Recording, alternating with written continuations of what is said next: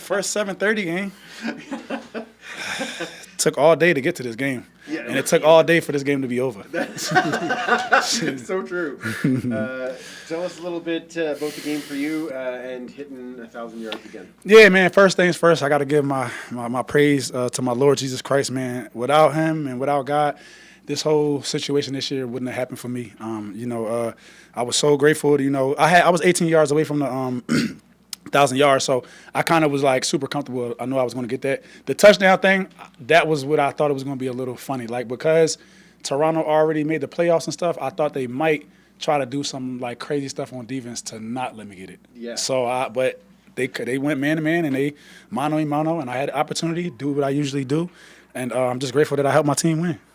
Fantastic. Tell us about that catch too in the last minute, going down the field again, 1-on-1. Yeah. Down to the 40. Well, the crazy thing is we missed it earlier in the game. We missed it earlier in the game, and it was on the sideline. Everybody was talking about it. Coaches was talking about it because it probably would have been the same exact thing. And I guess it was a good thing we didn't hit it early in the game because it ended up working this time. So it worked out that we came back to a play that would have worked earlier, but we didn't see it, and we ended up seeing it late, and it worked even at the right time. So it's just, sometimes, it doesn't work early for it to work later.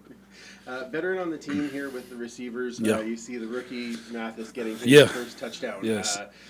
What do you say to that guy after that? Well, he stands like a tree trunk. He's like 6'7". So, I look at him in Oakman, and I'm like, yeah, y'all the same height. Listen, the way I see a player like that, like, you got to give him an opportunity. Like, he's a mismatch when it comes to safeties and corners and halves just because of his height, and he can catch, and he's fast, and he's savvy. So I think he has so much potential, man. And I think if he just keeps grinding, keeps staying consistent, let the game slow down as he keeps grinding, he's going to have a hell of a career. Geno, you've been around this league long enough, and you've seen some crazy stuff. Yeah. But what we saw in the last few minutes Yeah. of regulation and then OT to win on a deliberate rouge, how would you describe all of that? Well, me being in the league for 8 years, I've seen damn near everything. So I've actually lost on a rouge in Montreal against Toronto when Boris Beatty was the kicker. So I've been on the bad side of it, and I've been on the good side of it, and it just feels better when you're on the good side of it. It's the worst feeling to lose off a rouge. It's a lot of people that don't even want the rule, but it's good. I want it when you win, so it's like, hey, I'm fine with it. I'm good. Yesterday you were talking about how this could be a bittersweet game. Now that it's over, do you have those emotions? Is it a bittersweet time? Yeah, it's still bittersweet. It's sweet because we won. I love it, but it's like the season is over now. Now guys are going back home to real life. You got to go. People got kids, people got families, people got to figure out ways to make sure that they got everything set up when they go back home. And it's 6 months now that they got to wait until they come back, to the CFL. So it's always bittersweet. Not being in the locker room with guys every day. Coming in here grinding.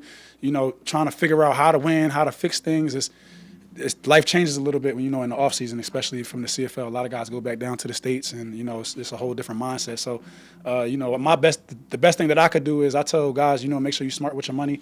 Make sure you guys are smart. Coming into the season next year, make sure you put yourself in the right situations.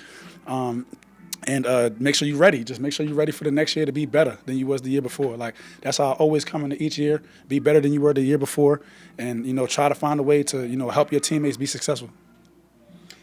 Tell us about the touchdowns. You talked about getting it, but yeah. What does that feel to set a record like that? It's dope, man. It's awesome. I had to sit back and, really think about, just my football career, even, high school and, college and stuff like that. And it's hard as a receiver to get 3 receiving touchdowns in a row. To just score 3 touchdowns, 3 games in a row, that's tough.